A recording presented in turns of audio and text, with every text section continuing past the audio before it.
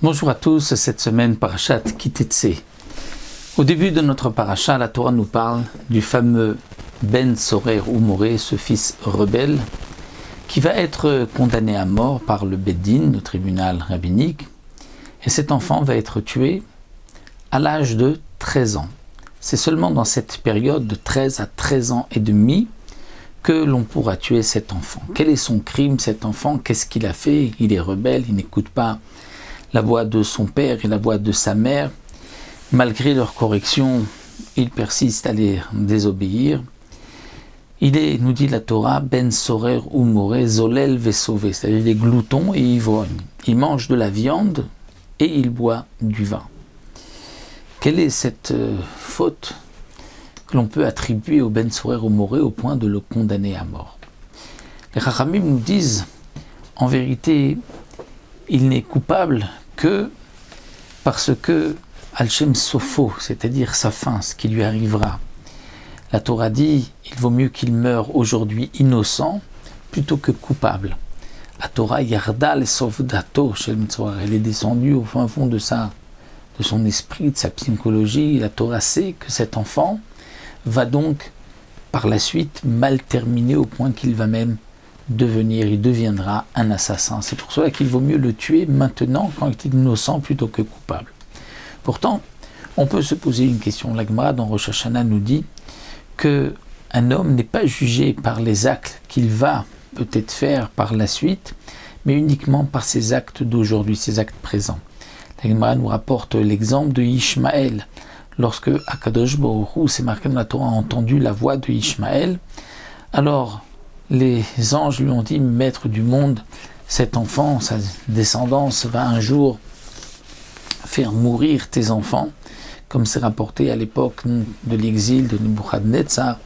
Les enfants d'Israël se sont dirigés vers Ishmaël, qui sont sortis à leur rencontre. Ils avaient des viandes, poissons salés, mais aussi des outres gonflées d'air. Donc les Bnei Israël avaient très faim, on mangeait, mais comme c'était très salé, ils devaient boire. Ils pensaient qu'il y avait de l'eau, mais il n'y avait pas d'eau, il y avait de l'air. Et lorsqu'ils ont ouvert, eh bien, cet air a pénétré leur corps et ils en sont morts. Donc les anges disent à Akadosh Baruch Hu, tu ne peux pas faire vivre Ishmaël, voici ce que sa descendance fera un jour. Et Akadosh Baruch Hu répond que en ce moment, Ishmaël est-il innocent ou coupable? Et puisqu'il est innocent, donc maintenant, on va le sauver.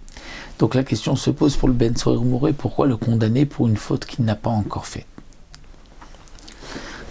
Mon maître, le Rav Koppelman, avait l'habitude de donner une réponse à cette question à travers le Even Ezra dans notre paracha. Le Even Ezra nous dit que le Ben Sorer ou Moré est un peu particulier. C'est que, qu'est-ce qu'il a le Ben Sorer ou Moré?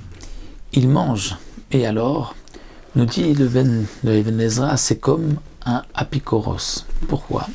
Parce qu'il ne recherche dans ce monde-ci que son profit, ses passions, la nourriture et la boisson. Et donc, puisqu'il est apikoros, c'est-à-dire qu'il n'a pas compris quel était le but et l'utilisation de ce monde, donc c'est pour cela qu'il mérite d'être condamné à mort. C'est-à-dire que lorsque la Torah nous dit Hachem a pénétré la psychologie de cet enfant, ce n'est pas sur ce qu'il va faire par la suite, mais c'est sur ce qu'il est aujourd'hui. Aujourd'hui, on ne voit que les débuts, que les premiers symptômes de ce qui se passe, de ce qui est ancré en lui. Cet enfant n'a pas compris pourquoi nous sommes dans ce monde, quel est le but de ce monde et comment nous devons utiliser ce monde. Au contraire, il pense que ce monde est le but en soi.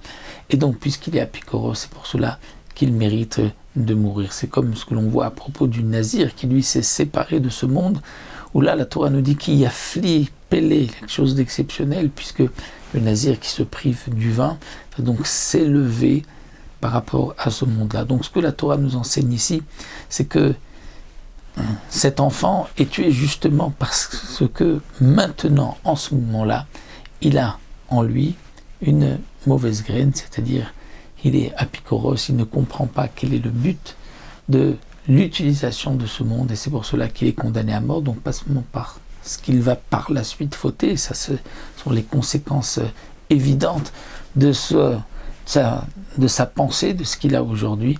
Et n'oublions pas que les Chachamim nous disent que le Ben Sorer Umoré n'a jamais existé et n'existera jamais. Il y a tellement de conditions pour pouvoir le condamner à mort qu'il n'y a jamais eu de Ben Sorer Umoré. Alors pourquoi cette paracha justement Drosh Vekabel Srar, nous disent les Chachamim dans la Gemara, c'est-à-dire pour que tu puisses l'étudier et recevoir une récompense de cette étude, donc pas seulement une récompense par l'étude elle-même, mais aussi cette compréhension et comprendre que le Ben Sorer Umoré, c'est son attache à ce monde-là, sa vision de ce monde-là, qui le rend donc coupable.